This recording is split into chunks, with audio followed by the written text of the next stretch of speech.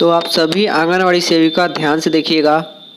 ये लेटर बिहार सरकार आईसीडीएस निदेशालय समाज कल्याण विभाग की ओर से जारी किया गया। ये एक ऑफिशियल लेटर है। इसकी पत्रांक जो है 450 है। लेटर जो है वो 19 जनवरी 2024 को जारी किया गया है। इस लेटर को मुझे शाम में कई लोगों द्वारा व्हाट्सएप पर भेजा गया, रिक्वेस्ट किए गए इसके बारे में डिटेल में बनाइए, वीडियो बनाइए कि आखिर 20 तरह के रजिस्टर को जो सही करने की बात की जा रही है, आखिर ये 20 तरह का रजिस्टर है क्या और यहाँ पर पत्र में क्या चीज़ें लिखी गई हैं। तो इस वीडियो में आपको पूरी जानकारी देखने को मिलेगी। लेटर को जारी करने वाले हैं प्रेषक है आईसीडीएस के निदेशक, और इस लेटर को पूरे बिहार के डीपीओ, पूरे बिहार के सीडीपीओ को जारी किया गया है। और पत्र का विषय आप लोग देख लीजिए, यहाँ पर क्लियरली मेंशन है कि आंगनवाड़ी केंद्रों पर पंजियों की उपलब्धता के संबंध में, यानी कि रजिस्टर्ड जो है वो अवेलेबल होने चाहिए। तो आखिर किस प्रकार का रजिस्टर अवेलेबल होना चाहिए, यहाँ पर लिखा गया है। महाशय, उपयुक्त विषय के संबंध में कहना है कि आंगनवाड़ी केंद्रों पर पंजियों की आवश्यकता रहने के कारण जिला प्रोग्राम पदाधिकारियों यानी डीपीओ के द्वारा निदेशालय से उपलब्ध कराने हेतु अनुरोध किया गया है। आप सभी को मालूम है कि कई तरह के रजिस्टर जो हैं वो आंगनवाड़ी केंद्रों पर जो है अभी भी ऑफलाइन मेंटेन करने होते हैं, चाहे वो टीएचआर रजिस्टर हो, भंडार पंजी हो, खाद्यान्न पंजी हो, अन्नप्राशन रजिस्टर हो, गोद भराई रजिस्टर हो, या फिर किसी कार्यक्रम के संबंध में रजिस्टर हो, या फिर अंडा या दूध का स्टॉक का रजिस्टर हो। तो ये सारे रजिस्टर को आंगनवाड़ी केंद्र पर कहीं कहीं कमी थी, दिक्कत थी, तो डीपीओ द्वारा निदेशालय को एक रिक्वेस्ट किया गया था कि केंद्र पर ये रजिस्टर उपलब्ध कराया जाए ताकि सेविका अपना हिसाब सही तरीके से मेंटेन करके रख सके।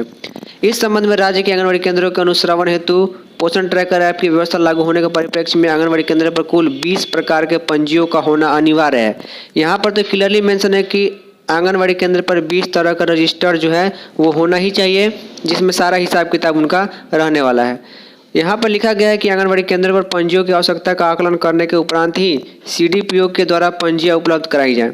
यानी कि आपके आंगनवाड़ी सेंटर पर कौन सा रजिस्टर है, कौन सा रजिस्टर नहीं है।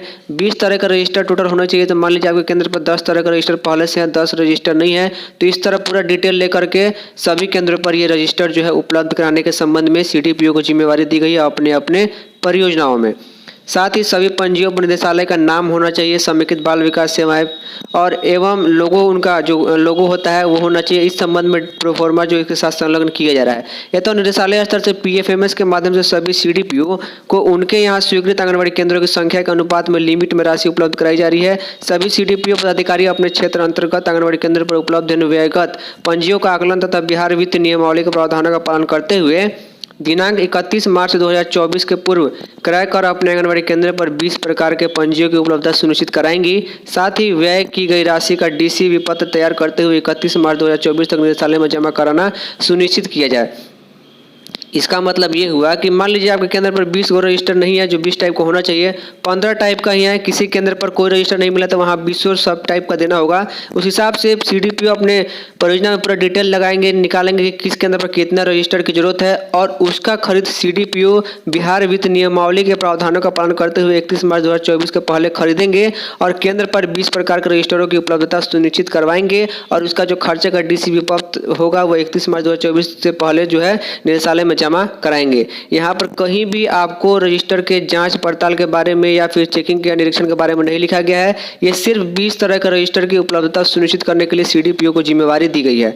यहाँ पर कौशल किशोर जी का सिग्नेचर आईसीडीएस निदेशक और 19 जनवरी का डेट देखने को मिल जा रहा है। सारी चीजें अब आपको समझ में आ गई होंगी। फिलहाल इस इंफॉर्मेटिव वीडियो में इतना ही। तब तक के लिए धन्यवाद।